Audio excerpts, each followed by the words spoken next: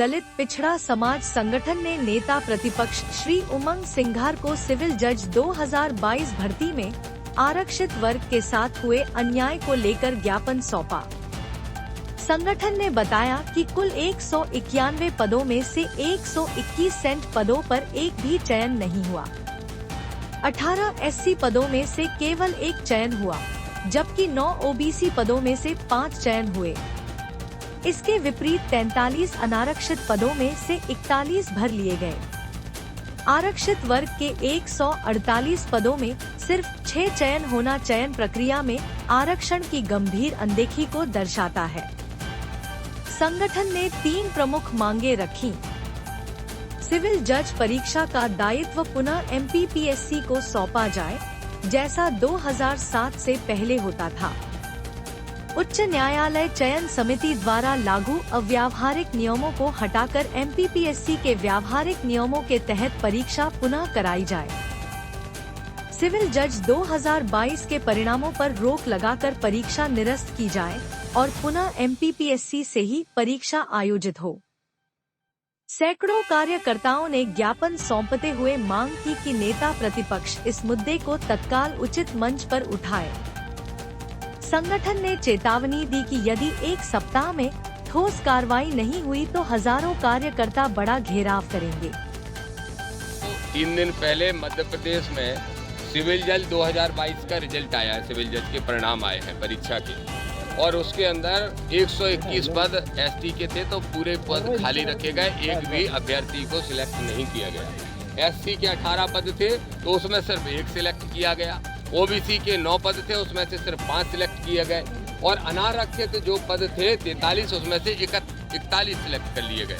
हमारा दलित पिछड़ा समाज संगठन का ये आरोप है, और इसीलिए आज हम प्रदर्शन कर रहे हैं कि ये सरकार कोर्ट के माध्यम से आरक्षण को समाप्त करने का षड्यंत्र रच रही है।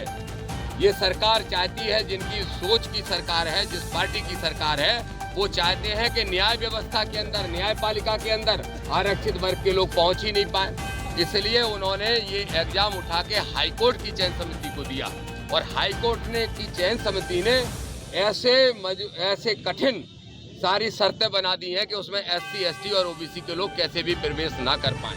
इसलिए आज हम लोग निकले हैं। हमारी मांग है कि ये परीक्षा के परिणामों को निरस्त करते हुए, परीक्षा को निरस्त करते हुए एमपीपीएससी के द्वारा ये एग्जाम कराए जाएं। सारे कठिन जो नियम थे उनको वापस लेके और एमपीपीएससी के नियम लागू कराए जाएं।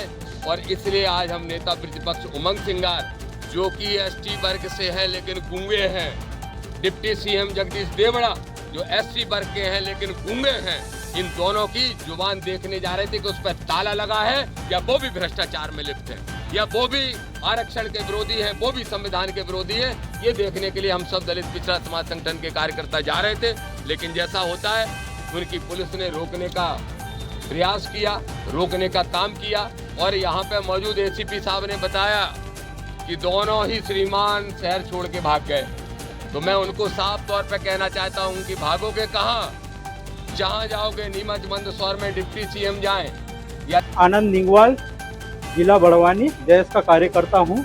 आज के संबंध में ज्ञापन सौंपा गया है। आज की जगह सिविल भर्ती 2022 के संबंध में है, जहाँ एसटी, एससी, ओबीसी जहाँ 191 पद थे, उनमें से 121 एसटी के पद 0 और एससी के पद में 18 में से सिर्फ 1 पद की भर्ती, और ओबीसी 9 पद में सिर्फ 5 पद भर्ती, और अनारक्षित में 9 में से 43 में से 41 भर्ती हो गए।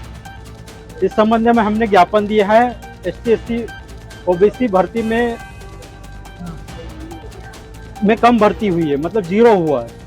तो आप क्या चाहते हैं, क्या मांग करना चाहते हैं? हम ये चाहते हैं कि इसका पुनः परीक्षण किया जाए, जहाँ पे भी ये भर्ती हुई न्यायपालिका उच्च मतलब सिविल जज के लिए, उसकी पुनरावृत्ति होना चाहिए।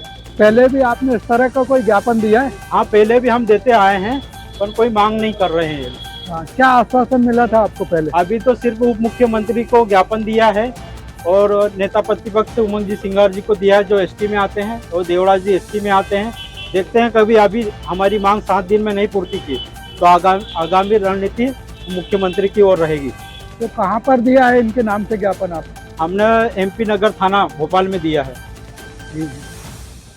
ठीक है, धन्यवाद। मैं आनंद निगवाल, जयेश कारकर। ये यहाँ थोड़ी ताज़ा खबरों के लिए हमारे चैनल को सब्सक्राइब करें। धन्यवाद।